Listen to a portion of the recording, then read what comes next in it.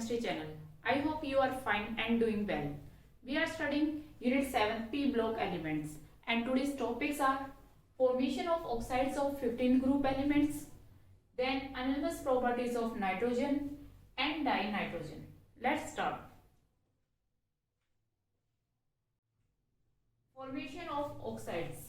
Oxides का मतलब क्या होता है? ऑक्सीजन के साथ रिएक्शन करके कोई भी कंपाउंड बनता है, दैट इज ऑक्साइड्स. तो 15th ग्रुप एलिमेंट्स जो हैं वो ऑक्सीजन के साथ रिएक्ट करके क्या बनाते हैं? उनके ऑक्साइड्स बनाते हैं. ठीक है. अब यहाँ पर देखो नाइट्रोजन जो है 15th ग्रुप एलिमेंट्स आपको याद हो गए होंगे. Nitrogen, phosphorus, arsenic, antimony, bismuth. ठीक है. इसमें नाइट्रोजन और फॉस्फोरस क्या है? नॉन मेटल्स हैं. आर्सेनिक और एंटीमनी क्या है? मेटेलॉइड्स. और बिस्मिथ क्या है? मेटल्स हैं. ये हमने पढ़ लिया. अब देखो ना, जो नाइट्रोजन है वो तो यहाँ पर पी पाई बॉन्ड बना सकता है. देखो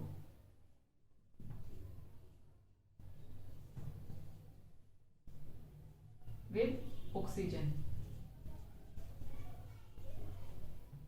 ऑक्सीजन के साथ नाइट्रोजन पी पाई बॉन्डिंग बना सकता है. क्यों बना सकता है? अभी देखो नाइट्रोजन यहाँ होता है ग्रुप, जब हम अलोंग द पीरियड की बात करते हैं उसके बाद ऑक्सीजन आता है, यानी कि इनके साइज में ज्यादा डिफरेंस नहीं होता है, थोड़ा ही डिफरेंस होता है. तो यानी कि जो इनके ऑर्बिटल्स हैं वो भी क्या है? आसपास से ही होंगे. देखो यहाँ पर अगर हम इसकी कॉन्फ़िगरेशन की बात करें 2s2 2p3 होती है और इसकी क्या होती है? 2s2 2p4 होती है. यानी कि p block elements second 2p orbitals होते हैं.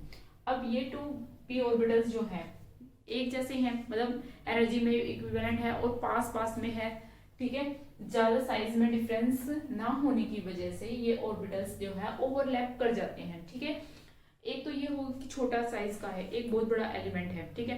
तो इसका तो ऑर्बिटल छोटे होंगे और उसके ऑर्बिटल क्या होंगे? बड़े भी होंगे और क्या होंगे? डिफ्यूज होंगे, क्योंकि जितने बड़े बनते जाएंगे वो आपस में क्या है? डिफ्यूज होते जाएंगे. ठीक है. और जितना छोटे होंगे ऑर्बिटल वो अलग से सिमेट्रिकल आपको दिखाई देंगे अलग अलग से. ठीक है. तो जितना बड़े आपके ऑर्बिटल्स एलिमेंट होते जाएंगे उनके ऑर्बिटल्स भी उतने ही बड़े होते जाएंगे. जैसे 3d आ गया, फिर 4d आ गया, 5d तो ये बड़े होते जा रहे हैं. तो ये कॉम्प्लिकेटेड भी बनते जाते हैं, कॉम्प्लेक्स बनते जाते हैं. ठीक है. और इसीलिए वो क्या है? ओवरलैप नहीं कर पाते. लेकिन यहाँ पर नाइट्रोजन और जब हम ऑक्सीजन की बात करते हैं तो दोनों के ऑर्बिटल्स कौन से हैं? सेकंड p है. तो वो क्या है?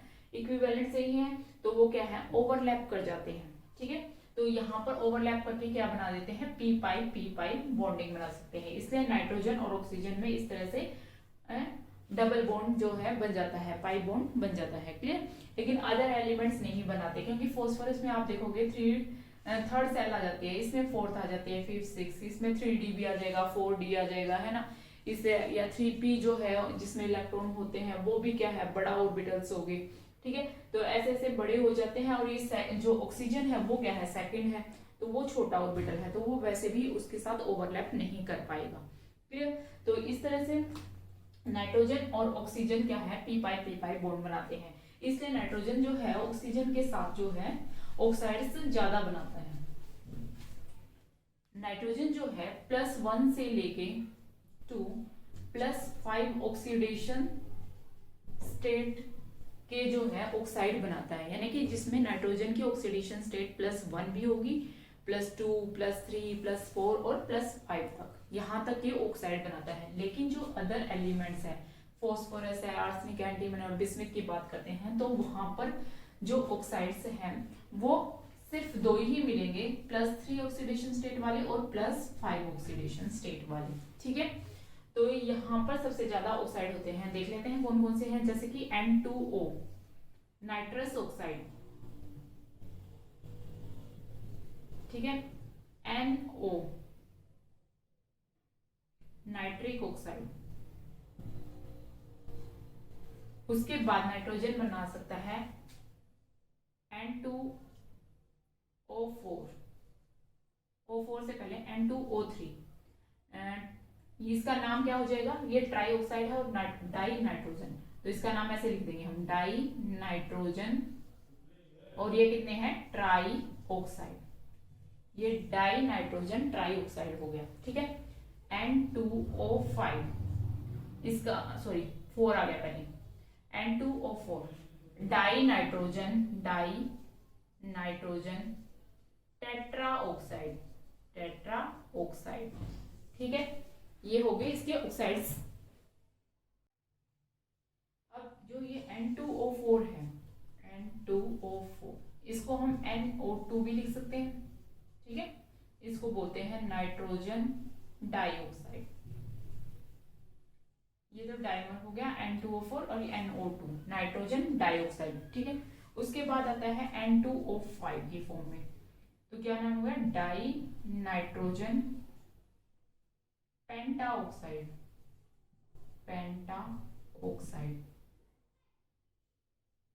ठीक है, अब यहाँ पर हम ऑक्सीडेशन स्टेट देख लेते हैं। देखो N2O ऑक्सीजन -2 होती है। ठीक है, और यहाँ पर इसकी +X लिख देंगे तो कितना आ जाएगा भाई, 2x -2 इज इक्वल टू 0, तो x इज इक्वल टू उधर चला जाएगा 2 और x इज इक्वल टू 1 आ गया, यानी कि यहाँ पर नाइट्रोजन की क्या है, +1 ऑक्सीडेशन स्टेट आ गई। आई होप कि आपको ये निकालने आती होंगी। ठीक है, नेक्स्ट NO, यहाँ पर -2 तो ये +2 होगी ऑक्सीजन। ठीक है, अब इसमें इसकी O2, ये इसका ऑक्सीडेशन स्टेट और ये इसकी, तो +3 आगे वाला जो है प्लस में होता है। ठीक है, अब N2O4 की निकाल लो। ठीक है, इसकी 2 और इसकी 4 यानी +4। N2O5 में इसकी 2 और इसकी +5। ऐसे भी निकालते हैं ना इसको, जैसे कि ये है N2O4, ऐसे दे लो, ये जो होती है ये इसकी ऑक्सीडेशन स्टेट। ठीक है, यानी कि 4 यहाँ आएगा और ये 2 इसकी आ जाएगी, ये 2।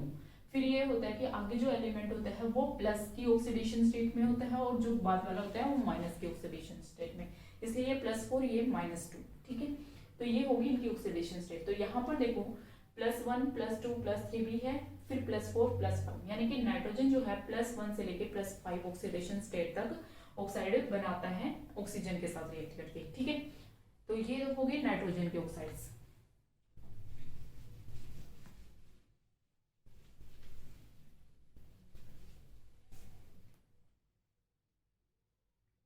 अब फॉस्फोरस, आर्सेनिक, एंटीमनी और बिस्मिथ। ठीक है, इसमें फॉस्फोरस P4O6, ऐसे ही आर्सेनिक AS4O6, एंटीमनी भी SB4O6, बिस्मिथ भी। एक तो ये ऑक्सीडेशन स्टेट बनाते हैं, ठीक, ऑक्साइड्स बनाते हैं। अब इनमें इनके ऑक्सीडेशन स्टेट निकालते हैं। चलो इस पे X लिखेंगे और इसको -2, तो कैसे करेंगे भी, 4x होगी, ये 4 होगी, प्लस में प्लस माइनस कर दो डायरेक्ट, माइनस कितने हो गए, 12 इज इक्वल टू 0, तो x इज इक्वल टू कितना हो गया अभी, दिस वन, यानी कि 3, यानी कि ये +3 ऑक्सीडेशन स्टेट में आ गया। तो सारे के सारे एलिमेंट्स किस में आ गए, ये +3 ऑक्सीडेशन स्टेट में आ गए। अब उसके बाद जो है P4O10, this type of compounds also formed by in these elements. ऐसे ही आर्सेनिक भी O10, एंटीमनी और O10। अब जो है ये, इसमें आपका बिस्मिथ जो है ये वाला जो है ऑक्साइड्स नहीं बनाता है, क्योंकि वो इतनी एक्सटेंड नहीं कर पाता है। ऑक्सीडेशन स्टेट क्या होती है, +5। एंटीमनी भी जो है बहुत मुश्किल से करता है, लेकिन फिर भी ये बना लेता है, लेकिन बिस्मिथ नहीं बना पाता है, +5 ऑक्सीडेशन स्टेट नहीं शो कर पाता है। क्यों नहीं कर पाता है वो मैं आपको पहले बता सकती हूँ, क्योंकि due to inert pair effect. I hope कि आपको याद होगा सब कुछ। ठीक है, तो यहाँ पर ये क्या है, +5 ऑक्सीडेशन स्टेट में है अगर आप निकालोगे तो यहाँ पर जो अदर एलिमेंट्स है नाइट्रोजन के अलावा वो +3 और +5 की जो है ऑक्साइड्स बनाते हैं, बाकी जो है नाइट्रोजन +1 से लेके +5 के बनाता है। अब हम इनकी एसिडिटी, बेसिसिटी या क्या इनका नेचर होता है वो देखते हैं। एक तो देखो नाइट्रोजन की अगर हम बात करें, हमने बनाए थे N2O नाइट्रोजन ऑक्साइड। ठीक है, एक नाइट्रोजन और फॉस्फोरस क्या है, देखो नॉन मेटल्स है। ठीक है, ऊपर से इनकी इलेक्ट्रोनेगेटिविटी क्या है, ज्यादा है। नाइट्रोजन की इलेक्ट्रोनेगेटिविटी क्या होती है, ज्यादा, यानी कि वो इलेक्ट्रॉन को अपनी तरफ अट्रैक्ट करेंगे। अब कोई भी अपनी तरफ इलेक्ट्रॉन को अट्रैक्ट करेगा तो वो कैसा नेचर हो जाता है उसका। ऊपर से ये साथ में देखो एक ऑक्सीजन भी है, ऑक्सीजन भी इलेक्ट्रोनेगेटिव है और नाइट्रोजन भी इलेक्ट्रोनेगेटिव एलिमेंट है, तो इनकी tendency to attract the share pair of electron क्या हो जाती है, इंक्रीज होती है। ठीक है, इसकी वजह से इलेक्ट्रॉन को अपनी तरफ अट्रैक्ट कर पाएंगे। ठीक है, तो ऐसे एलिमेंट्स को का नेचर कैसा होगा बताओ, एसिडिक। कैसे कि हमने अभी तक पढ़ा होगा आपने कि एसिड जो हम पढ़ते हैं कि H पॉजिटिव को लूज करते हैं, ये पढ़ते हैं, है ना। ये मैं बिल्कुल सिंपल सा बता रही हूँ आपको, ऐसे आपको याद होगा। H पॉजिटिव लूज करने वाले एसिड होते हैं, ये आपने पढ़ा है। ठीक है, वैसे सब के लिए ये लागू नहीं होता है, क्योंकि हर एक एसिड के पास H पॉजिटिव हो ये जरूरी भी नहीं है, क्योंकि देखो CO2 है, कार्बन डाइऑक्साइड एसिडिक है, एसिड है। ठीक है, लेकिन इसके पास तो H पॉजिटिव ही है, तो ये कैसे पता चलेगा ये एसिड है। तो उनके लिए हम क्या देखते हैं कि विच गेन अट्रैक्ट कर पाए इलेक्ट्रॉन, ले पाए, वो होते हैं एसिड। तो वो कैसे हमें याद रहेगा, क्योंकि हमें याद रहता है कि H पॉजिटिव लॉस करने वाले एसिड होते हैं, क्योंकि हमने HCl को एसिड देखा है, बोला है कि HCl एसिड है, याद रहता है। तो यानी कि क्योंकि वो H पॉजिटिव लॉस करता है, सबसे इजी है याद रखना। अब आपको ये देखो, H पॉजिटिव लॉस किया, पॉजिटिव चला गया, तो इलेक्ट्रॉन क्या गया, छोड़ कर गया, इलेक्ट्रॉन छोड़ कर गया किसके पास, जो एलिमेंट था। तो यानी कि उस एलिमेंट ने क्या लिए, इलेक्ट्रॉन गेन किए, अट्रैक्ट किए। तो कोई भी compound which attract the electrons towards itself और या which gain the electrons that are called acid. ठीक है, वो जो इलेक्ट्रॉन को गेन कर सकते हैं, ठीक है, वो एसिड होते हैं। ठीक है, तो ये सिंपल सी आपको याद होगी। तो हम बात कर रहे थे नाइट्रोजन के ऑक्साइड्स की, जैसे कि N2O, N2O3। तो यहाँ पर नाइट्रोजन ऑक्सीजन हो गया, मोर इलेक्ट्रोनेगेटिव हो गई, इस वजह से ये अट्रैक्ट करते हैं अपनी तरफ इलेक्ट्रॉन, तो ये क्या हो जाते हैं, एसिडिक। ठीक है, ऐसे ही फॉस्फोरस, ये भी एसिडिक होते हैं। ठीक है, लेकिन इसके बाद आर्सेनिक और एंटीमनी जो है मेटलोइड्स होते हैं, आपको पता है मेटल के कैरेक्टर भी आ जाते हैं। मेटल का कैरेक्टर क्या होता है, which can loss the electron, यानी कि उनका नेचर इलेक्ट्रॉन लॉस करने का भी हो जाता है और इनका अट्रैक्ट करने का भी हो जाता है, क्योंकि ऑक्सीजन भी है इनके साथ, तो अट्रैक्ट भी कर सकते हैं और लॉस भी करने, तो दोनों चीजें आ गई। ठीक है, देखो आर्सेनिक और एंटीमनी की जब हम बात कर रहे हैं, तो मैंने बोला ये मेटलोइड्स है। ठीक है, मेटलोइड की प्रॉपर्टीज क्या होती है, कुछ मेटल्स की प्रॉपर्टी होती है उसमें, कुछ क्या होती है, नॉन मेटल्स की प्रॉपर्टीज होती है, वो भी देखते हैं। ठीक है, मेटल का मतलब क्या होता है, which can loss the electron. ठीक है, यानी कि ये लॉस कर सकते हैं इलेक्ट्रॉन, इसलिए मेटलोइड है। ऊपर से इनके साथ क्या है, इन कंपाउंड में ऑक्सीजन है इनके साथ, तो ऑक्साइड्स है वो। ठीक है, ऑक्सीजन क्या है, मोर इलेक्ट्रोनेगेटिव है, मोर इलेक्ट्रोनेगेटिव की वजह से अट्रैक्ट करने की टेंडेंसी उनकी क्या होगी, ज्यादा होगी, तो इस वजह से ये अट्रैक्ट भी कर पाएंगे। तो ये जो है आपके एम्फोटेरिक हो जाते हैं, एम्फोटेरिक, यानी कि लॉस भी कर सकते हैं अगर कोई इलेक्ट्रॉन लेने वाला है दूसरा, और गेन भी कर सकते हैं अगर दूसरा एलिमेंट उनके साथ में है वो गेन करने मतलब देने वाला हो, तो गेन भी कर सकते हैं। एम्फोटेरिक का मतलब होता है विच कैन लॉस भी कर सकते हैं, विच कैन गेन। ठीक है, अब ये आती है मेटल, इसकी बात, ये क्या बिस्मिथ आपको पता है मेटल होता है, मेटल की टेंडेंसी वैसे भी लॉस करने की होती है, ऊपर से बिग साइज का हो गया। ठीक है, तो ये आपका आ जाता है बेसिक। ठीक है, इसका जो है क्या करेगा, ये लॉस ही कर सकता है इलेक्ट्रॉन्स को। ठीक है, तो ये बेसिक है। तो इनके ऑक्साइड्स जो है, नाइट्रोजन वाले ऑक्साइड, इनका कंपैरिजन करें अगर हम, नाइट्रोजन के ऑक्साइड्स N, इसमें आ जाएगा क्या, NO6, N2O3 है ना, जो हमने पढ़ा था, तो N4O6 की फॉर्म में आ जाएगा ना, देखो इसका डायमंड 4O6। ठीक है, ये हमने N2O3 पढ़ा था। तो इनका अगर हम कंपैरिजन करें तो ये दोनों तो क्या होगी, एसिडिक, ये एम्फोटेरिक और ये बेसिक होगी। ठीक है, तो एसिडिक नेचर जो है अगर कंपैरिजन करें तो एसिडिक नेचर इस तरह से क्या हो रहा है, डिक्रीज हो रहा है, अलोंग द ग्रुप डिक्रीज हो जाता है। ठीक है, तो ये थे ऑक्साइड्स के बारे में। ठीक है, अब देखो अगर हम नाइट्रोजन वालों की ही कंपैरिजन करें, कौन कौन से पढ़े थे भाई हमने, N2O, NO,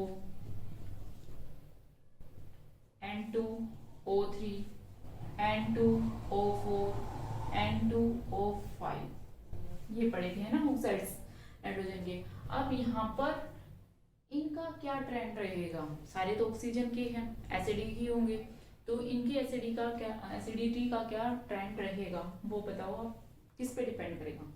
देखो ऑक्सीडेशन स्टेट पे, यहाँ पर +1 ऑक्सीडेशन स्टेट है, यहाँ +2 है, यहाँ +3 है, +4 एंड +5, ये हमने निकाली भी थी, ठीक है। अब देखो जितना प्लस ऑक्सीडेशन स्टेट होती है ना किसी भी एलिमेंट की, तो इसका मतलब प्लस उसने लॉस कर रखे है ना, तो अब उसको क्या है वो अट्रैक्ट कर सकता है।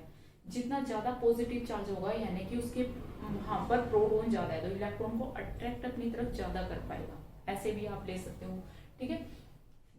मेन तो फंडा सारा चीज प्रोटॉन और इनका है, तो पॉजिटिव चार्ज इंक्रीज होने का मतलब प्रोटॉन ज्यादा है, वहां पे इलेक्ट्रॉन क्या है कम है, तो बाहर इलेक्ट्रॉन को होल्ड, ये प्रोटॉन अपनी तरफ ज्यादा अट्रैक्ट कर पाएंगे जितना पॉजिटिव ज्यादा होगा, है ना। तो यही है, अपनी तरफ इलेक्ट्रॉन को क्या है गेन ज्यादा कर पाएंगे, कौन से, जिन पे जितना ज्यादा पॉजिटिव चार्ज है, और जितना ज्यादा पॉजिटिव चार्ज है उतना गेन कर पाएंगे इलेक्ट्रॉन, तो उनकी एसिडिटी क्या होगी उतनी ही ज्यादा होगी, यानी कि this one N2O5 is more acidic as compared to N2O4 and then N2O3 and this one, ये ट्रेंड रहेगा एसिडिटी का, एसिडिक नेचर का। I hope it is clear. तो ये है ऑक्साइड्स। तो कोई भी मतलब आपको एलिमेंट दे दें उनका एसिडिक या बेसिक नेचर का, तो मेन मतलब आपको बेसिक पता होना चाहिए एक्चुअल में होता क्या है, एसिड क्या है, बेस क्या है, ठीक है, एम्फोटेरिक नेचर क्या होता है, किसकी वजह से होता है। फिर हम देख लेते हैं अगर इलेक्ट्रोनेगेटिविटी फैक्टर को लेते हैं, इलेक्ट्रोनेगेटिविटी जितनी ज्यादा होगी उतना ही एसिडिक नेचर ज्यादा होता जाएगा, जितने मल्टीपल बॉन्ड ज्यादा होंगे उतना होता जाएगा। फिर हम देख लेते हैं कि ऑक्सीडेशन स्टेट का फर्क पड़ जाता है, अगर मान लो एक ही एलिमेंट दे रखे हैं सारे, तो फिर हम उनके ऑक्सीडेशन स्टेट निकाल लेते हैं, जितनी ऑक्सीडेशन स्टेट ज्यादा होगी उतना ही उनका क्या हो जाएगा, एसिडिक नेचर ज्यादा हो जाएगा, ठीक है। तो इस तरह से आप कंपेयर कर सकते हैं। तो ये थे oxides of 15th group elements.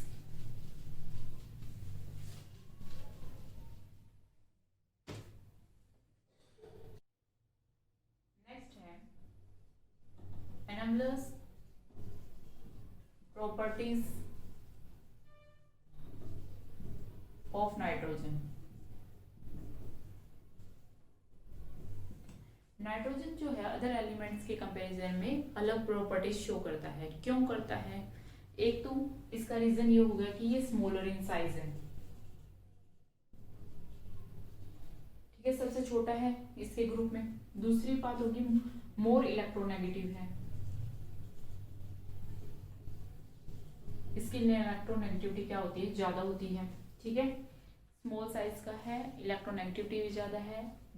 Third, absence of D orbitals. बाकी जो भी एलिमेंट्स हैं इस ग्रुप के उनमें डी ऑर्बिटल प्रेजेंट है, 3D में भी है, 4D है, 5D है ना, लेकिन जो है सेकंड सेल में प्रेजेंट होता है नाइट्रोजन, तो उसमें क्या है, डी जो है आपके ऑर्बिटल प्रेजेंट नहीं होते हैं। उसकी एब्सेंस की वजह से उसके अंदर जो है उसका स्मॉल साइज होता है, हाई इलेक्ट्रोनेगेटिविटी होती है, इनकी वजह से क्या है ये एनालिमस बिहेवियर शो करते हैं, ठीक है। अब वो क्या बिहेवियर है,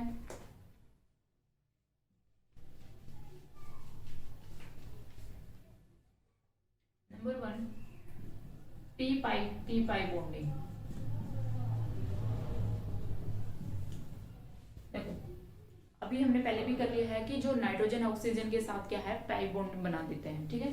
नाइट्रोजन इस तरह से ऑक्सीजन के साथ, नाइट्रोजन आपस जो है खुद जो है नाइट्रोजन दूसरे नाइट्रोजन के साथ ट्रिपल बॉन्ड में यानी कि पाई बॉन्ड बना लग रहा है यहाँ पर, तो इस तरह से पाई बॉन्ड बना देता है नाइट्रोजन।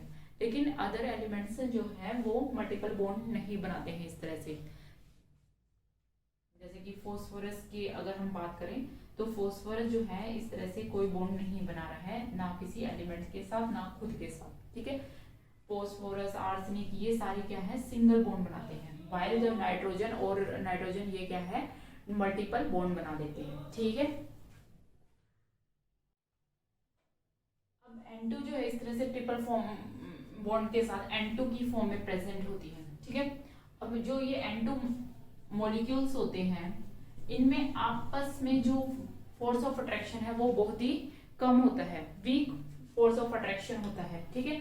तो इसकी वजह से रूम टेम्परेचर पे ही ये जो है एक दूसरे से काफी सेपरेट होते हैं, दूर दूर होते हैं। दूर दूर होंगे ये मॉलिक्यूल्स तो गैस की कौन सी स्टेट में एग्जिस्ट करेंगे, गैसियस स्टेट में, ठीक है। इसलिए नाइट्रोजन जो है वो गैस की फॉर्म में एग्जिस्ट करती है, क्योंकि देखो नाइट्रोजन N2 हो गया, यहाँ पर ही इन्होंने मल्टीपल बॉन्ड बना लिया, ट्रिपल बॉन्ड बना लिया, तो सारी यहाँ पे उन्होंने अपनी स्ट्रेंथ लगा दी, ऐसे मान के चलो।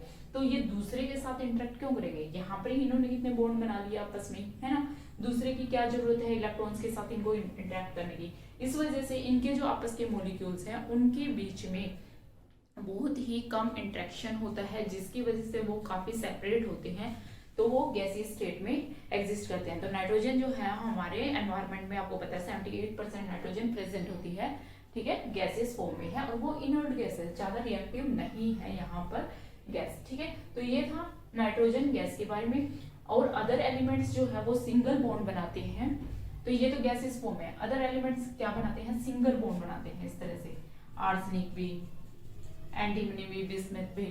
और अब ये सिंगल बॉन्ड बना रहे हैं तो इसके और दूसरे मॉलिक्यूल्स के बीच में जो फोर्स ऑफ अट्रैक्शन है वो स्ट्रॉन्ग होता है। कुछ तो ये भी एक और मान सकते हो तुम कि दो छोटी चीजें हैं, दो छोटी चीजें हैं उनके बीच में अट्रैक्शन ज्यादा होगी एज कम्पेयर टू दो बड़ी चीजें हैं उनके बीच में, ऐसे होता है, ठीक है। देखो कौन सी इंटरेक्शन ज्यादा होगी, रिपल्शन। देखो यहाँ पॉजिटिव नेगेटिव इलेक्ट्रॉन, यहाँ पॉजिटिव नेगेटिव, इस स्मॉल साइज की वजह से इलेक्ट्रॉन नेगेटिविटी इनकी ज्यादा है, वैसे भी नाइट्रोजन की हम देखते हैं। तो ये क्या है, ये नेगेटिव क्या करेंगे, एक दूसरे को रिपेल कर देते हैं, ठीक है। तो इसकी वजह से इनकी इंटरेक्शन जो है, एक मैं वर्ड बोल रही हूँ इंटरेक्शन, इंटरेक्शन में हम बात करते हैं अट्रैक्शन और रिपल्शन दोनों की, ठीक है। और रिपल्शन अलग से बोलते हैं, तो रिपल्शन मतलब दूर, एक दूसरे को धक्का मारना, दूर चले जाना, ऐसे, है ना। और अट्रैक्शन मतलब अट्रैक्ट करना, क्लियर। तो जितना स्मॉल साइज होगा उनके बीच में रिपल्सिव ज्यादा होता है, ठीक है, फोर्स। तो नाइट्रोजन के बीच में रिपल्सिव फोर्स ज्यादा है। और यहाँ फॉस्फोरस जो है बड़े होते जाएंगे तो इनके बीच में अट्रैक्टिव फोर्स ज्यादा है, तो इसकी वजह से पास में आ जाएंगे। इस तरह से पास में होंगे तो वो कौन सी स्टेट में एग्जिस्ट करेंगे, सॉलिड स्टेट में, ठीक है। तो इसलिए फॉस्फोरस जो है वो फॉस्फोरस, आर्सेनिक, ये जो है एंटीमनी और बिस्मथ, ये सॉलिड फॉर्म में एग्जिस्ट करते हैं, और नाइट्रोजन जो है वो आपका गैसियस स्टेट में एग्जिस्ट करता है, ठीक है। ये थी p pi bonding. Next properties आती है कैटिनेशन।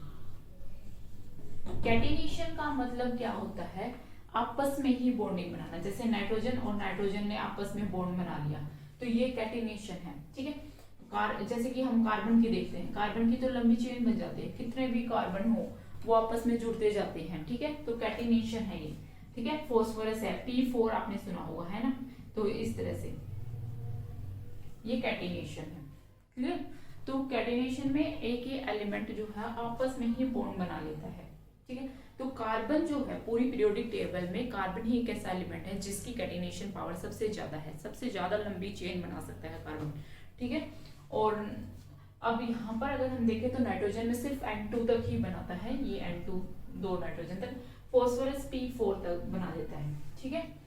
आर्सेनिक बना सकता है, ठीक है। उसके बाद वाले जो है वो डिक्रीज होती जाती है कैटिनेशन, ठीक है। तो ये कैटिनेशन पावर किस वजह से, जब ये जो बॉन्ड बन रहा है फॉस्फोरस और फॉस्फोरस में, ये जितना स्ट्रॉन्ग बॉन्ड बनेगा उतनी ही कैटिनेशन ज्यादा होगी, ठीक है। तो अगर हम कार्बन और फॉस्फोरस का कंपैरिजन कर लें तो इसकी जो बॉन्ड स्ट्रेंथ है, कार्बन की जो बॉन्ड स्ट्रेंथ है वो ज्यादा है एज कम्पेयर टू फॉस्फोरस की, इसलिए कार्बन की लेंथ ज्यादा बन जाती है एज कम्पेयर टू फॉस्फोरस, ठीक है। और नाइट्रोजन और इसमें कंपैरिजन करें तो नाइट्रोजन की कम है, ठीक है। ऐसे ही आर्सेनिक है तो वो कम होती जाती है बॉन्ड स्ट्रेंथ। तो इस तरह से कैटिनेशन उनकी ही ज्यादा होगी जिनके बॉन्ड जो है वो स्ट्रॉन्ग बनते जाएंगे, क्लियर। बाकी तो हमने इसकी प्रॉपर्टीज जैसे कि इसकी कोवलेंसी है वो हमने कर ली थी, ठीक है। कोवलेंसी कहाँ तक इंक्रीज कर दिया है, +5 तक, ठीक है। तो कोवलेंसी होगी थी p पाई मल्टीपल जो बॉन्ड बनाते हैं उनके बारे में हमने बनाया था, ऑक्साइड्स के बारे में मैंने आपको बता दिया है, ठीक है। तो ये चीजें जो है नाइट्रोजन के ऑक्साइड जो है वो +1 से लेके +5 तक की ऑक्सीडेशन स्टेट में होते हैं, उनके बाकी अदर एलिमेंट के +3 से +3 और +5 में ही होते हैं। ठीक है, तो ये इनकी अलग से प्रॉपर्टीज होती हैं। रिएक्टिविटी की अगर बात करें हम, नाइट्रोजन जो है अगर उसके ऑक्साइड की बात करें वो ज़्यादा एसिडिक है as compare to the other element, वो क्या एसिडिक नेचर जो है वो डिक्रीज होता जाता है। तो वो सारी चीज़ें आप यहाँ से इनमें अनलमस बिहेवियर में आप लिख सकते हैं उनके। ठीक है, तो उसके बाद हम नाइट्रोजन के बारे में पढ़ेंगे। N2 डाई नाइट्रोजन, ठीक है। प्रिपरेशन कैसे कर सकते हैं? देखो 78% हमारी एयर में क्या है, नाइट्रोजन प्रेजेंट है, तो उस एयर को हम इकट्ठा कर लेते हैं, फिर उसको लिक्विफाई कर सकते हैं। ठीक है, लिक्विड स्टेट में ले लेते हैं, फिर उसके बाद उसमें डिस्टिलेशन कर देते हैं, यानी कि उसको सेपरेट कर लेते हैं डिफरेंट गैसेस से। ठीक है, क्योंकि जब हम एयर लेंगे तो उसमें जो डिफरेंट टाइप्स की गैसेस होंगी है ना, मिक्सचर होता है ना, तो वहां पर क्या करेंगे हम, नाइट्रोजन पहले पूरी एयर को लिक्विफाई कर लेंगे, फिर उसमें से हम डिस्टिलेशन अप्लाई करके नाइट्रोजन को सेपरेट कर लेंगे। तो एक तो ये मेथड हो गया by liquefaction of air and then distillation we get nitrogen. तो कमर्शियल स्केल पे तो इस तरह से हम क्या है, नाइट्रोजन को ले सकते हैं। दूसरा मेथड क्या है, लेबोरेटरी में हम कैसे बना सकते हैं?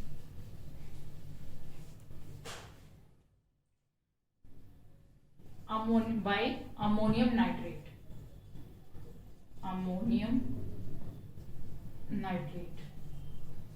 अमोनियम मतलब अमोनिया NH4NO2, अमोनियम नाइट्रेट। ठीक है, तो अमोनियम नाइट्रेट को जब हम हीट करते हैं, क्या करेंगे, हीट, इसका सॉल्यूशन लेते हैं एक्वा सॉल्यूशन और उसको हीट कर देते हैं, तो हमें क्या बन जाते हैं, मिल जाती है नाइट्रोजन गैस मिल जाती है, और क्या निकल जाएगा भी, वाटर निकल जाएगा। ठीक है, नाइट्रोजन गैस मिल जाएगी और वाटर निकल जाएगा। अब इसको हम भाई आप क्या बैलेंस करेंगे, नाइट्रोजन N2 की फॉर्म में हो गया H4O2 यानी कि 2H2O, तो ये मिल गई हमें नाइट्रोजन। ठीक है, एक तो सेकेंड मेथड हो गया ये। थर्ड है सोडियम एजाइड से, by sodium azide. Sodium azide यानी कि सोडियम क्या होता है, Na, और एजाइड में N3, कोई भी एजाइड दे रखा होगा वहां पे N3 होता है, तो सोडियम एजाइड से हम क्या बना सकते हैं, नाइट्रोजन बना सकते हैं। तो उसमें हमने क्या करना पड़ेगा, इसको 573 केल्विन टेम्परेचर पे इसको हीट करते हैं, तो हमारे क्या है, सोडियम प्लस N2। ठीक है, इस तरह से हमें नाइट्रोजन गैस मिल जाती है। ठीक है, तो ये हो गया सोडियम एजाइड से। अब इसको बैलेंस कर लेना भाई, 2 ले लेते हैं, 2 6 हो गए 3।